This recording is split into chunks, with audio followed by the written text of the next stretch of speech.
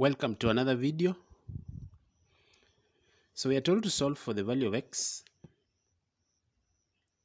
in this typical algebra equation that x plus 10 squared is equals to 64.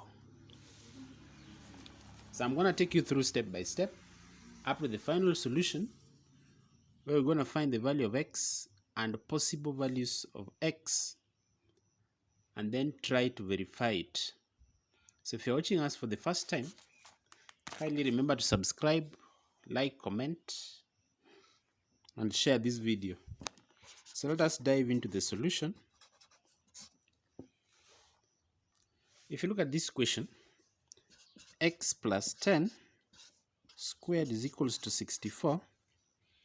It seems a bit easier, but it means you can predict the value of x so that when I input that value here, then the output gonna give you 64. But my first step, I'm gonna recall that when I have a plus b squared, then this can be expanded as a squared plus 2ab plus b squared. So this is the approach that I'm going to use to expand this upper part so that my a is equals to x and my b is equals to 10. Expanding it further, I'm going to get x squared plus 2 times a times b, which is 10 times x plus b squared. Expanding it further, I'm going to get x squared plus 20x plus 100 is equals to, on the other side, I have 64.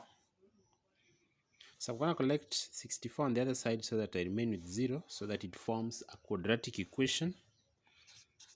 X squared plus 20x plus 100 minus 64 is equals to 0.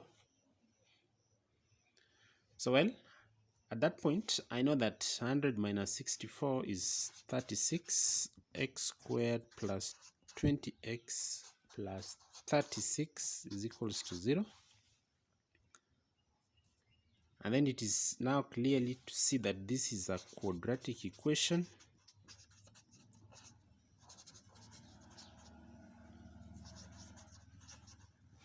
And I'm going to I'm going to solve this quadratic equation using the quadratic formula.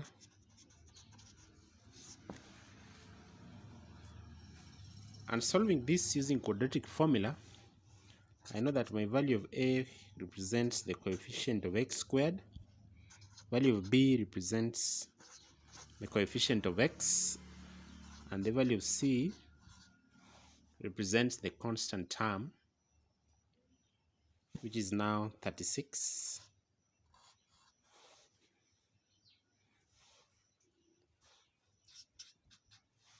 Substituting everything in the formula, I'm going to get negative of b, so negative of 20 plus or minus the square root of b squared, that is 20 squared, minus 4 times a times c, everything divided by 2 times a, but my a is 1. X now becomes negative of 20 plus or minus, if you square 20, you get 400. If you multiply 4 times 36, you're going to get 256 all over 2, which can be further simplified as negative 20 plus or minus the square root. So that was 400 minus 144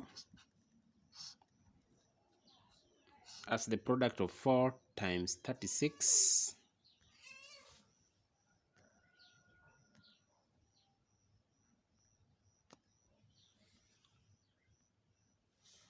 Next, 400, if you subtract 144, then you're gonna get 256 over 2.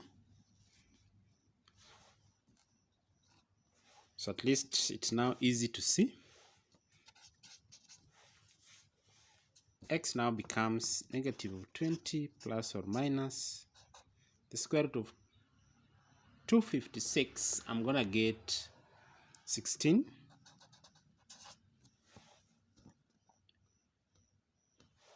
Divide by 2, meaning that the first value of x, I'm gonna take negative of 20 and then use the positive sign, then divide by 2, and the second x, I'm gonna use negative of 20 and then use the negative sign, divide by 2 like that.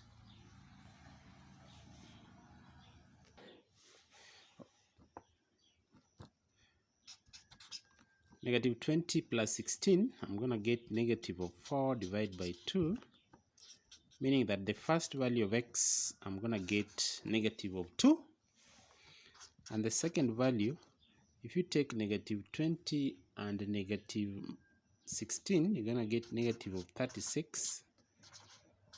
Dividing by 2, I'm gonna get negative of 18 as the two values for my algebraic expression or algebraic equation, which I was required to solve for the value of x here. So you realized that when I input negative of 2, then I'm sure I'm gonna get 64. And also when I put negative of 18, I'm pretty sure that I'm gonna get 64. So we can go through and verify. For the first case, when x is equals to negative of 2, and our equation was x plus 10 squared is equals to 64. So guys, if you're still watching us, kindly remember to leave a comment, subscribe, share, and give us an alternative approach to this particular problem. So let me substitute negative 2. So I'm going to get negative of 2 plus 8 plus 10 should give me 64. And negative 2 plus 10, I'm going to get negative of 8. But when I square negative 8, I'm pretty sure I'm going to get 64. And we realize that on my left hand side is equals to my right hand side.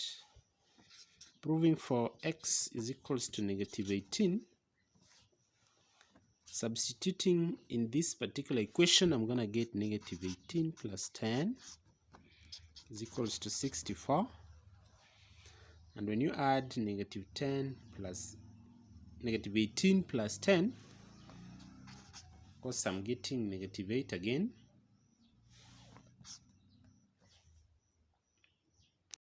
Negative 8. And that one was a positive. When you add negative of 2 and 10, it was giving me a positive, and this one is giving me a negative. And when I square a negative number, of course when you square a negative number, you can get a positive number, which is 64 is equals to 64. So we have come to the end of this particular problem. Don't leave without subscribing, like, share. Let's meet into another video. Thank you for now.